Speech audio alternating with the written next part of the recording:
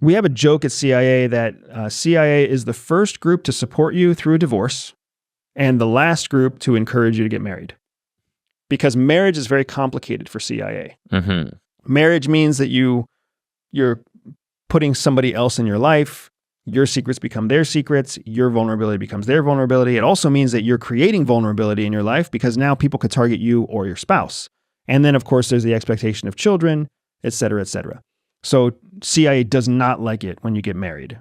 CIA really does not like it when two of its own officers get married. Because when two CIA officers get married, now they have to go through all that bureaucratic heartache of trying to make the two backstories work and the two future stories work. And they have to find a way to like cover the connection that is now legal and overt because you're legally married and you have a marriage contract or certificate or whatever else, right?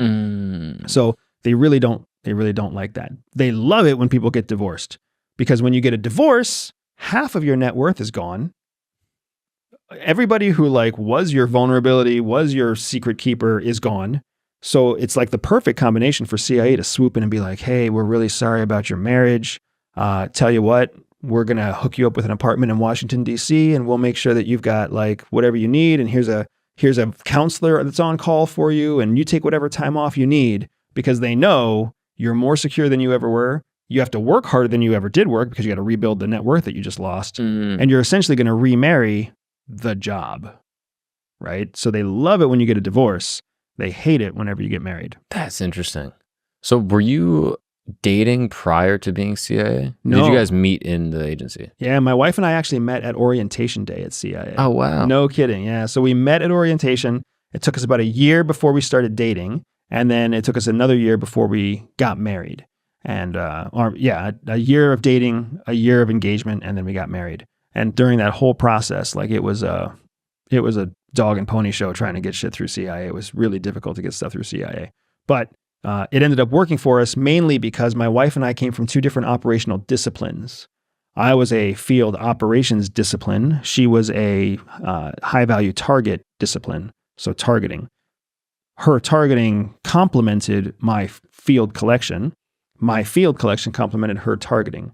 So that's how CIA ultimately ended up not only letting us get married, but putting us operationally together as what's known as an operating tandem couple or a tandem operating couple. That's interesting. Had you been a vulnerability for the CIA, do you think they would have released you both because of your relationship? That was something they were considering.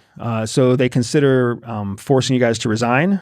They also, they consider what's called administrative reassignment, which is when they put you in a different role that is not like sensitive to them. So, you know, you're in operations and you're in human operations, you're in technical operations, you get married, you both get administratively reassigned to logistics. And now you're like opening cardboard boxes for, you know, new batteries that come in, that kind of stuff, right? Interesting. So they were considering whether or not to ask us to resign or administrative reassignment or exploring the option of whether or not we'd have operational utility as a married couple, which for us, we got lucky that was the way they went. That's interesting. How many married couples are there with operational utility? Is it like hundreds or is it like, there's like 5? Oh yeah, there's not hundreds. There are many.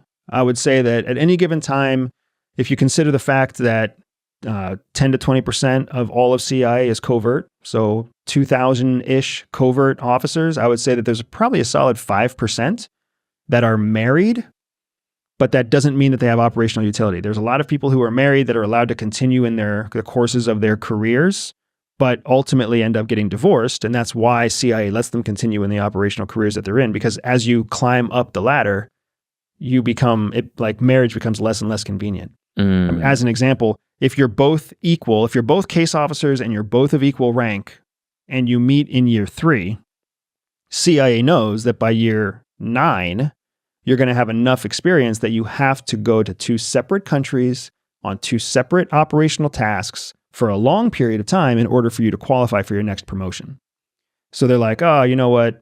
We'll just let them keep having their assignments together and they'll make a hard decision for themselves in about 9 years. Later on. Yeah. Wow. And by then you got 1 kid, 2 kids, you got public school, you've got whatever else. they're anticipating that either one spouse will resign and then become a following spouse, or they will have a divorce, which CIA loves because now you've got two hyper dedicated resources. Wow.